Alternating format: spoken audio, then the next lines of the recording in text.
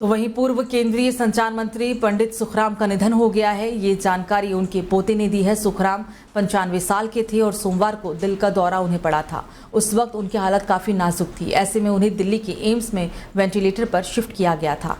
बीते शनिवार उनको तबीयत बिगड़ने के चलते हेलीकॉप्टर के जरिए दिल्ली एम्स भी लाया गया था। उन्हें 4 मई को ब्रेन स्ट्रोक भी हुआ था, जिसके बाद उन्हें हिमाचल प्रदेश के मंडी में एक हॉस्पिटल में एडमिट कराया गया। हालांकि जब कोई सुधार नहीं हुआ तो उन्हें एयरलिफ्ट करके दिल्ली ले आया गया। सुखराम ने अपने राजनीतिक जीवन में कई जीत हासिल की थी। वो 5 बार विधानसभा और 3 बार लोकसभा के लिए चुने गए। उनके बेटे अनिल शर्मा हिमाचल प्रदेश के मंडी से विधायक भी हैं और वो खुद मंडी से लोकसभा चुनाव सांसद भी हैं। सुखराम लाल 1993 से 1966 के बीच केंद्रीय राज्य मंत्री संचार स्वतंत्र प्रभार थे। पंडित सुखराम पर साल 1996 में ही संचार मंत्री रहने के दौरान भ्रष्टाचार के आरोप भी लगे थे और साल 2011 में उन्हें 5 साल की सजा भी सुनाई गई थी।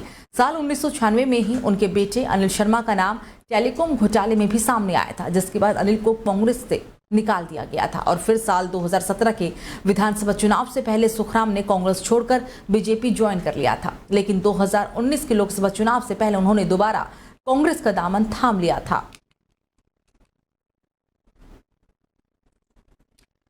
तो ऐसी खबर तो आपने भी अक्सर ही सुनी होगी कि डॉलर के मुकाबले रुपया कमजोर या मजबूत हुआ, लेकिन अब ताजा खबर यह है कि डॉलर खुद कमजोर होता जा रहा है। दुनिया में उसका रसूख कम हो रहा है और दुनिया एक नई तरह की करेंसी की तरफ बढ़ रही है। दरअसल आलम यह है कि अब दुनिया भर की सरकारें डॉलर को छोड़ इस नई करेंसी के पीछे पागल हो गई हैं। आखिर ये नौबत क्यों और कैसी आई, इसकी पूरी पड़ताल हम इस खबर में आपको बताते हैं। दरअसल साल 1914 में पहला विश्व युद्ध शुरू होने के बाद से ही दुनिया में डॉलर की अहमियत बढ़ती जा रही थी। युद्ध के समय अमेरिका के मित्र देश आयात के बदले उसे सोना दिया करते थे। यही वजह रही कि अमेरिका के पास सबसे बड़ा गोल्ड रिजर्व तैयार हो गया। युद्ध खत्म होने के बाद ज्यादातर देशों ने अपनी करेंसी डॉलर के साथ जोड़ दिया था और इसके बाद गोल्ड की वैल्यू भी थोड़ी कम हो गई थी और डॉलर दुनिया की सबसे मजबूत करेंसी बन गया।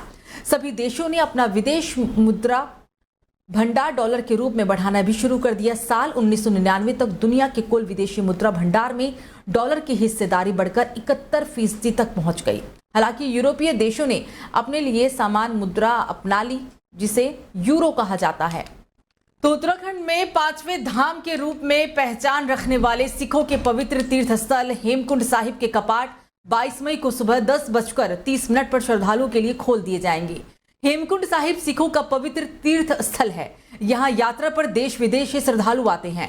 कहा यह भी जाता है कि हेमकुंड साहिब की खोज 1934 में हुई। इसका जिक्र divine heritage of Hemkund Sahib and world heritage of valley of flower किताब में भी किया गया है।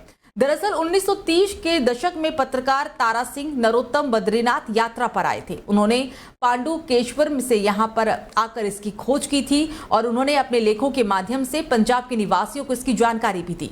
उत्तराखंड के चमोली जिले में 15,225 फीट की ऊंचाई पर हेमकुंड साहिब स्थित है। हेमकुंड की यात्रा रोमांच से भरी होती है। यहाँ आसपास ऐसे कई पर्यटन स्थल हैं जो पर्यटकों को अपनी ओर आकर्षित भी करते हैं। हालांकि इस बार हेमकुंड साहिब के कपाट 22 मई को खोल दिए जाएंगे।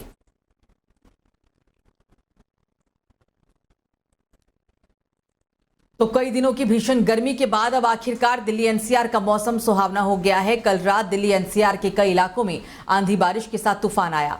बारिश के बाद तापमान कम हो गया और लोगों को गर्मी से राहत भी मिली।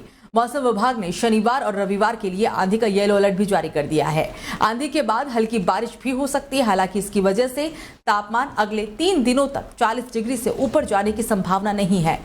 अगले हफ्ते बुधवार से गर्मी बढ़ने की संभावना जताई गई है और साथ ही वीकेंड तक लू चलने की भी संभावना जताई गई है।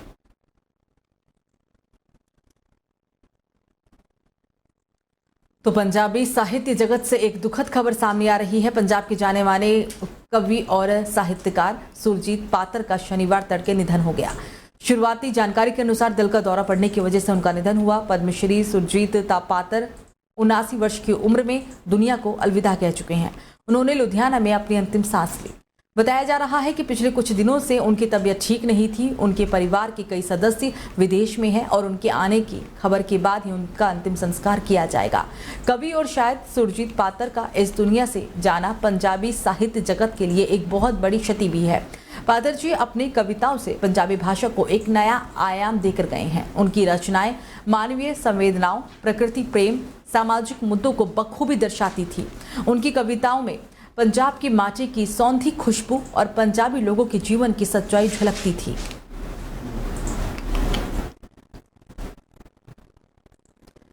तो प्रवर्तन निदेशालय ने अब गुरुवार को रियल एस्टेट समूह मोनार्क यूनिवर्सल ग्रुप के खिलाफ मनी लॉन्ड्रिंग मामले में नवी मुंबई में 52.73 करोड़ रुपए की अचल संपत्तियों को अस्थायी रूप से जब्त कर लिया है। दरअसल ईडी ने Monarch Universal Group Gopal Amarpal Thakur, Hasmukh Amarpal Thakur और काफी के साथ इन खिलाफ वास्तविक फ्लैट खरीदारों को लेकर धोखा देने के लिए महाराष्ट्र पुलिस द्वारा दर्ज की गई कई एफआईआर के आधार पर रियल एस्टेट समूह के मनी लॉन्ड्रिंग की जांच शुरू कर दी है और जिससे उनसे काफी कुछ सबूत भी मिले हैं फ्लैट बेचने के नाम पर, लेकिन फ्लैट की रजिस्ट्री अपने नाम नहीं की। ईडी की जांच से यह भी पता चला है कि बिल्डर गोपाल अमरपाल ठाकुर ने निवेशकों से इकट्ठा की गई बड़ी रकम को अपनी विभिन्न सहयोगी संस्थाओं को भेज दिया था।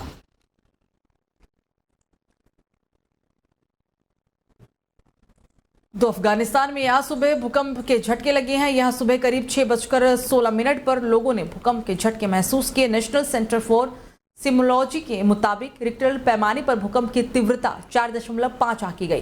फिलहाल किसी भी तरह के नुकसान की कोई सूचना नहीं है। आपको बता दें कि पृथ्वी के अंदर 7 प्लेट्स हैं जो लगातार घूमती रहती है।